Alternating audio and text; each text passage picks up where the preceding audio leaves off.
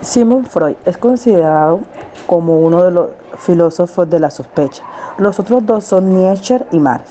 A su modo, los tres pusieron en entredicho la imagen del ser humano como ser enteramente racional, descubriendo lo condicionante oculto que determina múltiples comportamientos y formaciones a nivel de la conciencia. En el caso concreto de Freud, nos mostró que la mayor parte de lo que acontece en nuestra mente es inconsciente, pero sobre todo nos mostró cómo el ser humano aparece dominando por la oscura región de las pulsiones. Lo humano, lo irracional, no sería en muchos casos más que una mera fachada.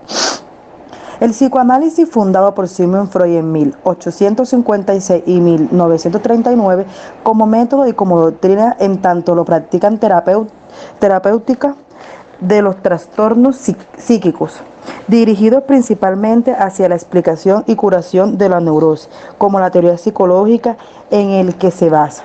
El psicoanálisis es basado sobre todo en teorías sobre la vida inconsciente. Historia del psicoanálisis. El punto de inicio del psicoanálisis fue la psiquiatría de finales del siglo XIX, que fue la de Charcot y la de Breuer, y sus primeros campos de acción fueron los casos de histeria femenina estudiados por la hipnosis. El estudio de la histeria llevó a que Freud postulara que existe un proceso inconsciente que provoca síntomas histéricos y que si las personas enfermas tomaran conciencia de ella, buscarían ayuda mediante la hipnosis y así se podrían curar. Freud llega a la conclusión de que la vida sensual es el origen de los trastornos psicopatológicos. Asimismo, también llega de que existe una sensualidad infantil muchísimo anterior a la pubertad. Freud poco a poco se da cuenta de que no todos los casos de histeria que llegan a donde él se pueden curar mediante la hipnosis. Algunos se curan un tiempo y vuelven y recaen. Entonces Freud recurriría a otro método para hacer consciente los procesos traumatizantes de las personas con histeria. Así aparece la asociación libre, que se trata de que los pacientes deben de comenzar a hablar a partir de una imagen que se le ofrece, que es lo que se conoce como la cura del habla, pues se supone que llegado a un momento la corriente de la conciencia fluye libremente. Pero Freud se dio cuenta de que había un momento de la terapia que los pacientes paraban la terapia y ya no querían seguir hablando o no podían seguir hablando. Entonces dejaban de asistir a la terapia. O que el paciente empezaba a mentirle al terapeuta. Freud descubre el elemento clave, que es inconsciente y represión. Hay impulsos que están reprimidos en el ser humano y ellos pugnan por salir. Esto lo que quiere decir es que en el ser humano está sumergido en el inconsciente algunos deseos como de sentimiento o deseos por hacer algo. Ellos están reprimidos, ellos quieren salir. Como se encuentran una barrera y ellos no pueden salir, es lo que conlleva a la histeria. A síntomas de obsesiones, a angustia, fobia. Esto lo que quiere decir es que la causa de la neurosis es la represión. El psiquismo. Freud trata de sistematizar sus explicaciones sobre el funcionamiento del cerebro en dos teorías, que son consideraciones topográficas y consideraciones estructurales. En las consideraciones topográficas encontramos tres partes: consciente, preconsciente e inconsciente. Consciente se está regido por el principio de realidad. Preconsciente consiste en adaptar los impulsos sexuales y agresivos a la exigencia de la realidad y los valores morales que impone cada individuo. Inconsciente. El inconsciente está formado por todos los deseos y sucesos olvidados que permanecen fuera de la conciencia. Cuando la conciencia disminuye su vigilia, el inconsciente afloja o sale. de forma distorsionada, como son en sueños distorsionados. En las consideraciones estructurales, posteriormente, hacia el 1920, Freud saca el aparato psíquico, que se basa en tres estructuras: el yo, el super yo y el ello. El yo es el aporte más primitivo y profundo del aparato psíquico. Él se rige por el principio de placer. Más que todo se rige como los niños. Los niños todos lo quieren ya y ahora. Porque ellos siempre buscan satisfacerse ellos en el momento. El yo. El yo es la instancia que media entre el super yo y el ello. Es siempre la instancia que está mirando el deseo del ello y del super yo. Él siempre mira lo que son los valores morales, si lo puedo satisfacer ahora y todo eso. Y el super yo representa los aspectos morales. El psiquismo tuvo una evolución. Freud consideraba que el psiquismo como puramente dinámico evoluciona y se desarrolla mediante 5 etapas, que son la etapa oral, la etapa anal, la etapa fálica, la etapa latencia y la etapa genital. En la etapa oral va desde los 0 hasta los 18 meses. Los niños sienten placer en la boca, al amamantar, al tomar el tetero, al morder. Por eso ellos se llevan todo a la boca. La etapa anal va desde el fin de la etapa oral hasta los 3 años. Los niños sienten placer al retener cuando van a defecar. La etapa fálica va desde los 3 años hasta los 5 años. En esta etapa su zona erógena va asociada hacia sus genitales, pero en esta etapa también aparece el complejo edípico, que es donde los niños se enamoran de su mamá y sienten a su papá como un rival, o en el caso contrario, las niñas se enamoran de su papá. En esta etapa las niñas cuando se dan cuenta que no tienen lo mismo que el niño, ellos sienten un deseo de represión, donde las niñas sienten que las castraron. Yo porque no tengo eso que tienen ellos.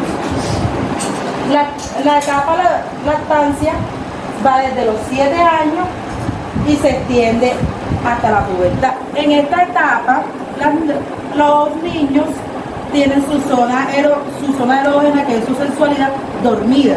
Ella como se duerme hasta que llega a la etapa de genitales. En esta etapa aparece la pubertad y se prolonga en adelante. En esta etapa nuevamente los niños sienten deseo en sus genitales.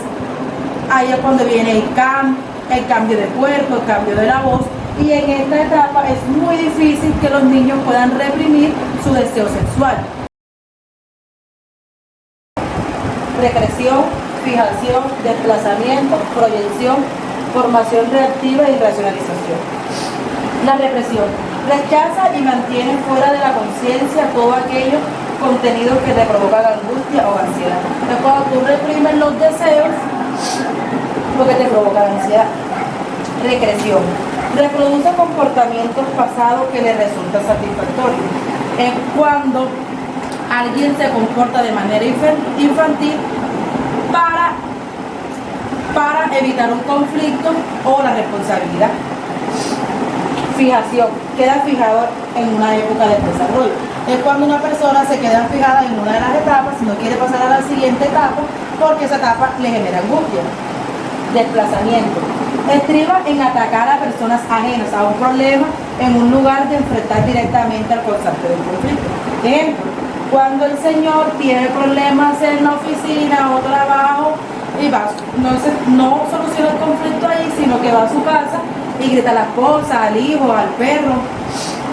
Proyección. Consiste en proyectar sobre los demás sentimientos de deseo o impulso.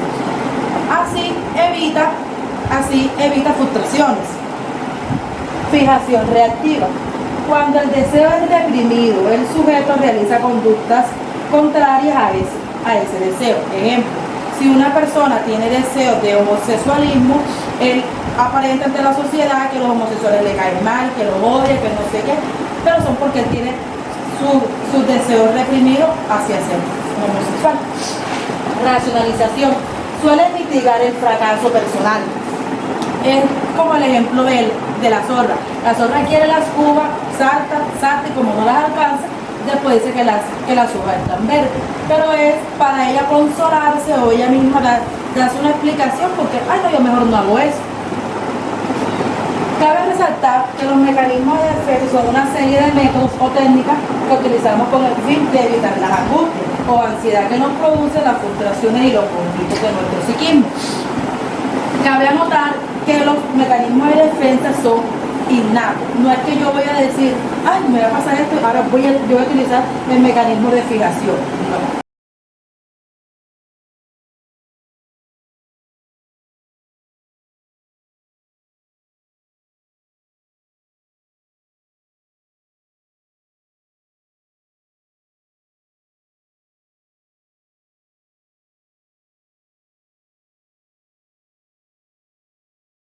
Entonces les voy a hablar un poco sobre la psicología humanista.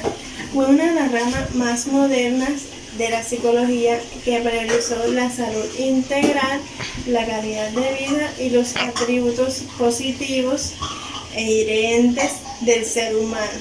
Bueno, también se puede destacar que esta misma fue considerada como la tercera fuerza de la psicología. Esta se avanzó y contempló las perspectivas conductual y psicoanalíticas como las dos fuerzas predominantes anteriores a la humanista. También se puede decir que se creó a mediados del siglo XX a través de las propuestas y el trabajo de muchos representantes. Surgió como una necesidad social e integral en la disciplina psicológica.